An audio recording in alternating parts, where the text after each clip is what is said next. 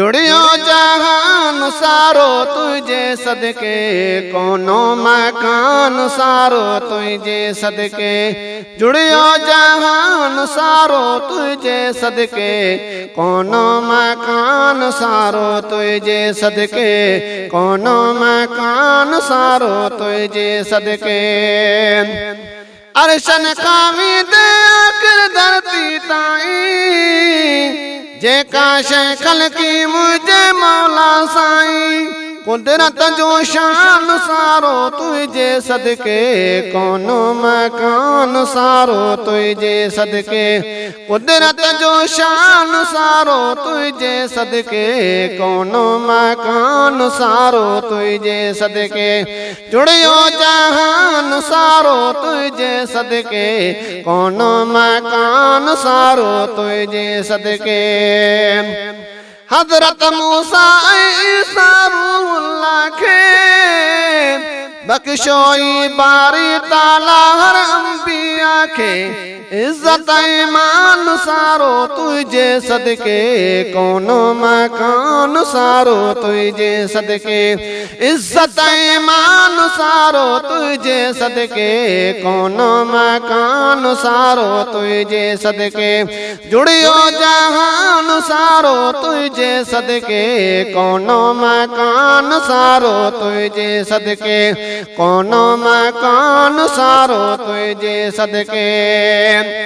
आदम हवा अर्श पोथी पैदा, अग में तू आए पोथी इब्तिदा। पोथ्यो फरमान सारो तुझे सदके, कोनो मकान सारो तुझे सदके।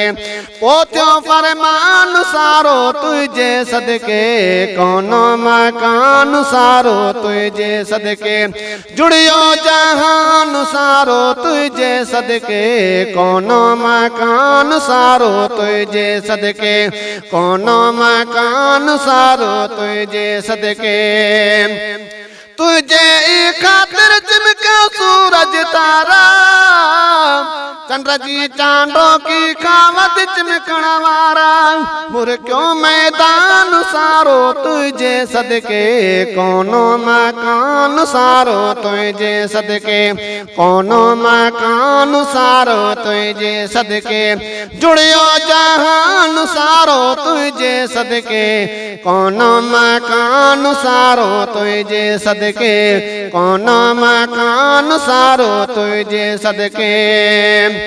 मां सदको त्याए अलहम्दुलिल्लाह, मक्के में जोड़ियो मौला काबतुल्लाह। अहीं अरबुस्तान सारो तुझे सदके, कोनो मकान सारो तुझे सदके। जुड़ियो जहान सारो तुझे सदके, कोनो मकान सारो तुझे सदके, कोनो मकान सारो तुझे सदके। इंसानी रुतबे वारे अणजाणू के, हासिल थियो आ मखणो ते हर माण्हू के। इज्जत ईमान सारो तुझे सदके, कोनो मकान सारो तुझे सदके।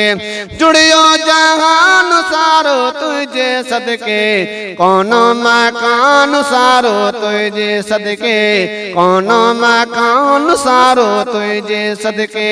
जुड़ियो जहान सारो तुझे सदके, कोनो मकान सारो तुझे सदके।